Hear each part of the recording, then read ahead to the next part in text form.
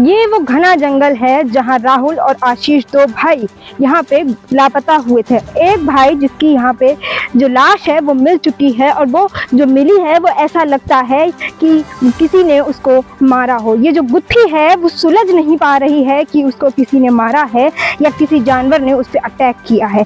उस जो भाई था वो लापता होने से पहले उसकी घर पे बात भी हुई थी। उसने अपनी मम्मी से बात कर कहा, मम्मी मैं नाहरगढ़ के जंगलों में खो चुका हूँ और भैया भटक गए हैं। उसके बाद कोई कॉल नहीं लगा। ये वही घटना स्थल है जहाँ पे आशीष की बॉडी मिली थी।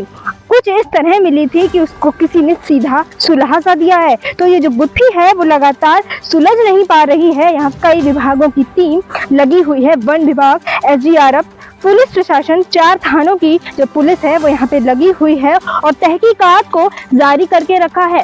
आज 4 दिन हो गए हैं, अभी तक कोई भी क्लू नहीं मिल पाया है। रेस्क्यू ऑपरेशन लगातार यहाँ पे जारी है।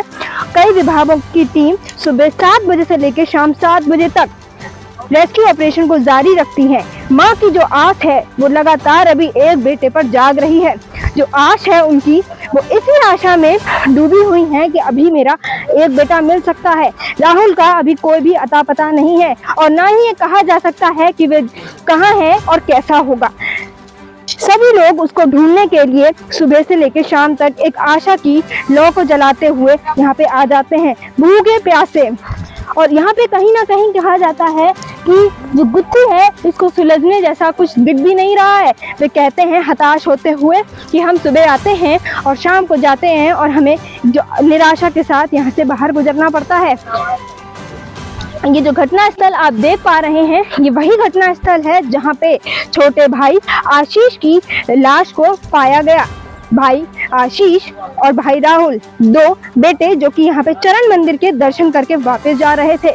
सुना जा रहा है कि ये जो रास्ता है भटकने से पहले वो यहाँ के होम गार्ड से मिले और उन्होंने उसे रास्ता बताते हुए कहा तुम चले जाना।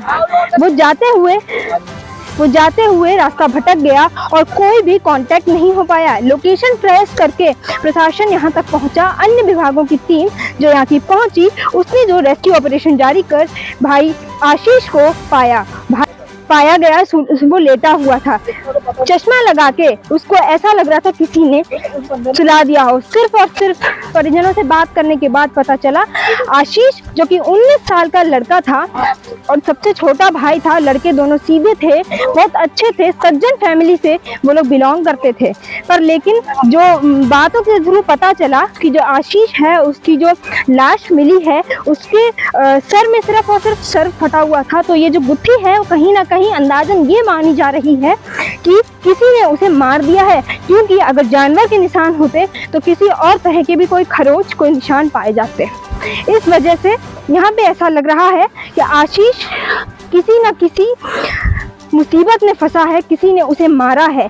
कोई जानवर का निशान नहीं है, कोई किसी तरह का अटैक नहीं है। ऐसा लग रहा है कि कहीं ना कहीं पुरानी रंजिश का वो शिकार हो गया है। राहुल जो कि रास्ता भटकने के बाद अभी तक मिला नहीं है, उसी की वजह से यहाँ पे जो है अन्य विभागों की टीम अभी तक रेस्क्यू ऑपरेशन को जारी बुझ गया। उस माँ से पूछो जिसकी जीने की आशा मिट गई, उस माँ से पूछो जिसकी रोजी रोटी का सहारा चला गया। मैं बात करती हूँ आशीष और राहुल के परिजनों की, जो कि फाइनेंस कंपनी में काम करते थे। आशीष 19 साल का छोटा बेटा, राहुल 21 साल का बड़ा बेटा। आशीष को मृत घोषित करने के बाद अब वो एक जो आशा की किरण है वो राहुल में खोजते हैं। पिता कांजीवाड़ा की ठेले लगाते थे और अपने घर का गुजर बसार करते थे। अब उनसे पूछो जिनके पास अब कोई भी आशा नहीं है, निराशा ही निराशा है। उनके बीच भी प्रशासन उनके साथ है, अन्य विभागों की टीम उनके साथ लगी हुई है और उस रेस्क्यू ऑपरेशन को जारी रखे हुए हैं। ये वही घटना स्थल है जहां भाई आशीष की डेड बॉडी को पाया गया है।